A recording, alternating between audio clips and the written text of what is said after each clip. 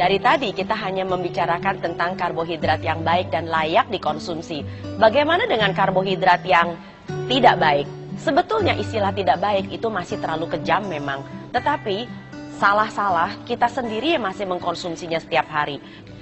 Gula adalah salah satu karbohidrat yang mempunyai nilai glycemic index tinggi yang semestinya sudah bukan hanya sekedar dibatasi, bahkan kalau saya nilai tidak perlu digunakan. Kenapa demikian? Karena kita sudah menggunakannya dengan cara yang terlalu berlebihan. Bukan hanya sekedar untuk membuat teh, membuat kopi, tapi juga untuk berbagai macam makanan yang kita bikin setiap hari di dapur. Bahkan namanya saja sayur asem, tapi gulanya selalu harus ada 1 sendok makan. Kacau bukan? Jadi hindari sedapat mungkin pemakaian gula. Yang kedua adalah yang sering juga kita gunakan secara berlebihan adalah penggunaan tepung putih. Tepung putih bukan hanya sekedar terigu, tetapi juga ada sagu, masih ada tepung jagung, masih ada tepung tapioka. Prinsip dari semua tepung yang mengalami proses produksi itu disebut sebagai hasil refinasi. Bukan hanya tepung terigu, juga tepung beras. Mengapa demikian? Karena semua tepung ini dan produk gandum bukan dalam bentuk biji-bijian lagi, itu mempunyai nilai glycemic index yang masih tinggi dan sangat tinggi bahkan. Dan yang ketiga, yang sering kali kita juga masih gunakan secara berlebihan adalah beras putih. Beras putih mempunyai nilai glycemic index yang sangat bervariasi dari satu negara ke negara yang lain.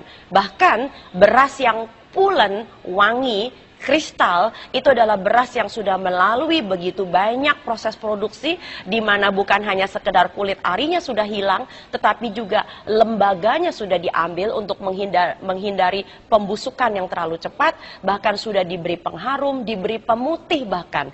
Sedemikian rupa sehingga beras kita sudah jauh dari bentuk aslinya yang semula.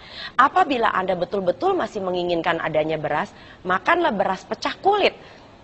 Tidak hanya beras merah, tapi disebut sebagai beras pecah kulit. Beras pecah kulit itu adalah beras yang masih menggunakan proses penumbukan yang secara alami yang masih ada di kampung-kampung.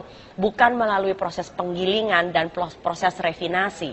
Dan yang keempat yang masih seringkali juga pakai secara berlebihan adalah penggunaan berlebihan umbi-umbian.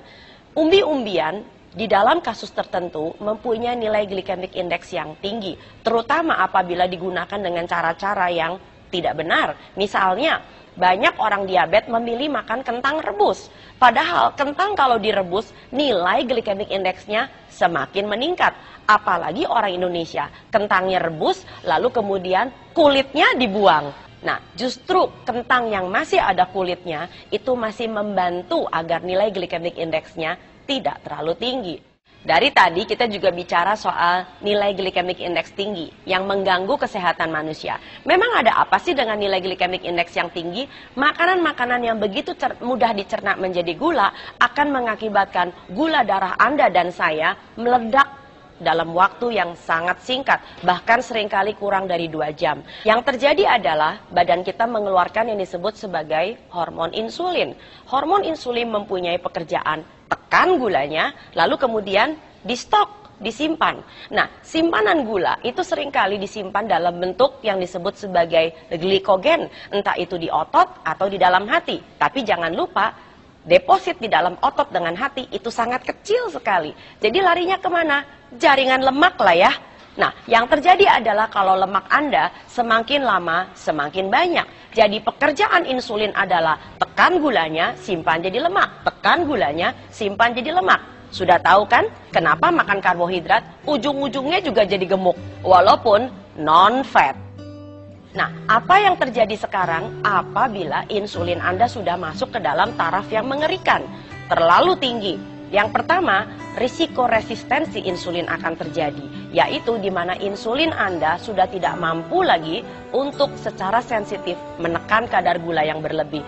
Inilah awal kenapa seseorang mampu atau bisa menjadi penderita diabetes atau kencing manis tipe 2. Setiap kali terjadi peledakan insulin, maka diam-diam badan kita juga akan melakukan beberapa reaksi hormonal sesudahnya yang disebut dengan penyempitan pembuluh darah dengan segala macam akibatnya, termasuk Rasa kesemutan, pertanda bahwa tidak efisiennya, tidak sufficientnya aliran darah sampai dengan ke ujung-ujung jari Anda. Lalu penyempitan pembuluh darah bisa juga terjadi bukan hanya di ujung jari, tapi di seluruh pembuluh darah besar Anda. Itu saatnya ketika hipertensi sudah mulai di depan mata.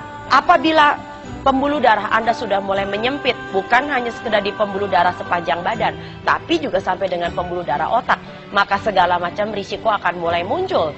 Dari stroke sampai pikun, sampai dengan pembicaraan yang kadang-kadang barangkali suka hilang atau melompat-lompat. Nah, yang lebih parah lagi kalau penyempitan pembuluh darah Anda terjadi di pembuluh darah jantung. Wah, itu udah nggak ada ceritanya lagi. Risiko jantung koroner sudah di depan mata juga. Jadi nomor 1, penyempitan pembuluh darah. Yang kedua adalah apabila terjadi pengentalan darah.